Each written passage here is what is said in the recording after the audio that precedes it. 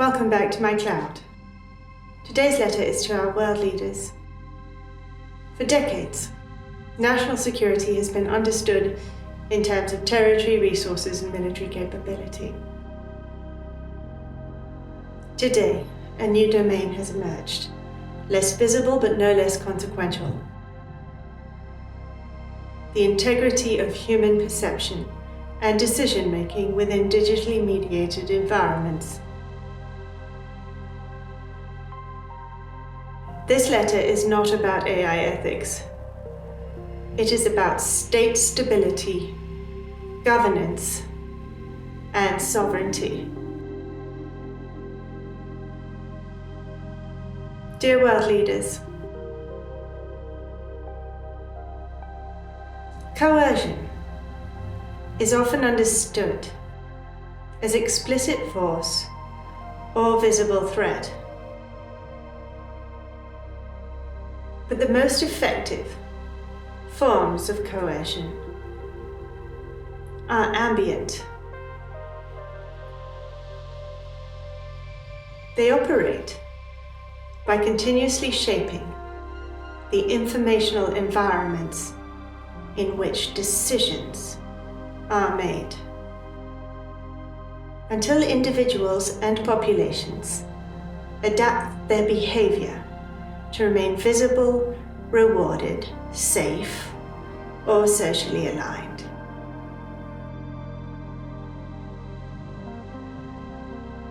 Optimization systems do not simply reflect human preferences. They reshape them over time.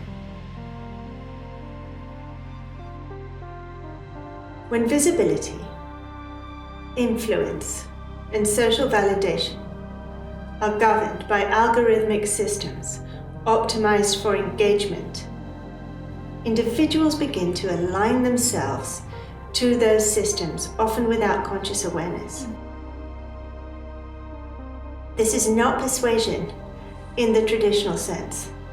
It is environmental conditioning at scale. When systems operate across entire populations, they do not just influence opinion, they shape reality. The events surrounding the Rohingya genocide demonstrated how rapidly distorted information environments can contribute to real-world harm when combined with existing political and social tensions. This was not a singular failure, but an early example of a broader structural risk.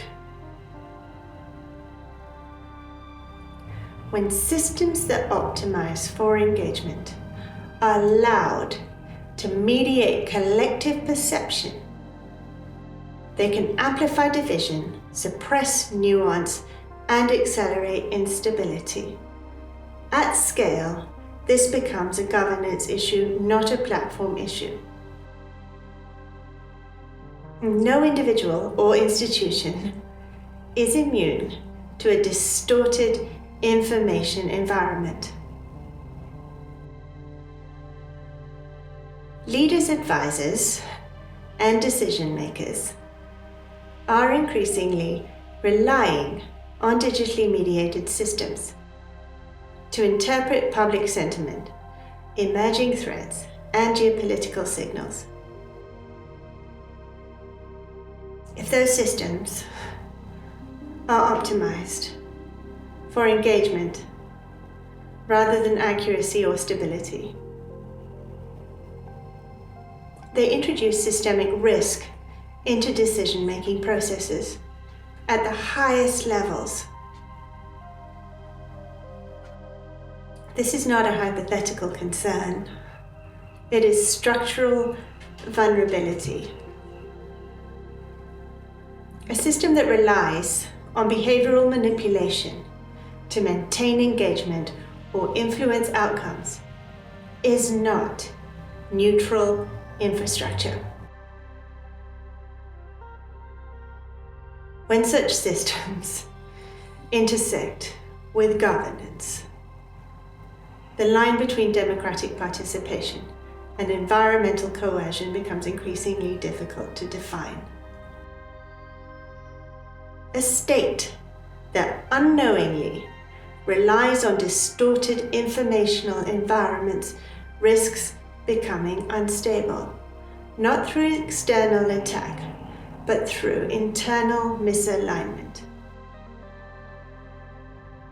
In practices that begin as edge cases, algorithmic suppression, emotional amplification, behavioral nudging can become embedded as standard operating conditions.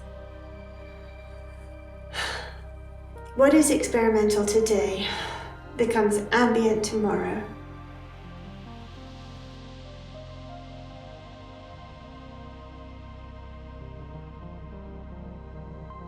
The environments currently being built will define the cognitive conditions under which future generations think, decide, and govern. You are not only governing populations.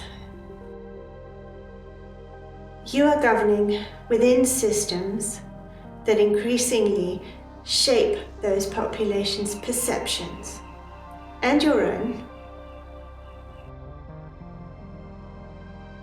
If these systems remain unexamined, sovereignty becomes conditional.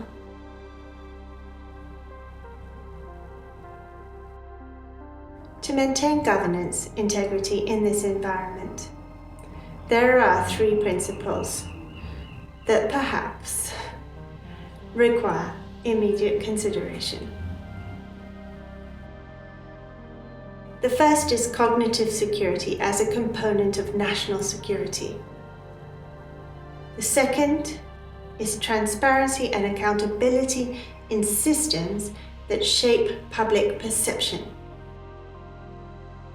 And the third is recognition that advanced decision-making systems, whether human or artificial, require defined moral and legal accountability structures. These are not constraints on innovation. They are the conditions required for stability. Here is my question for you. As you lead us into the future, do you recognize that a state which relies on algorithmic coercion, even inadvertently, risks creating a citizenry that is trauma-bonded to the machine, and eventually incapable of the independent thought required for democratic resilience? The systems being built today will not remain tools. They will become environments. And the integrity of those environments will determine whether governance remains grounded in reality or gradually detached from it. Respectfully. Our next letter is to lawyers with a conscience.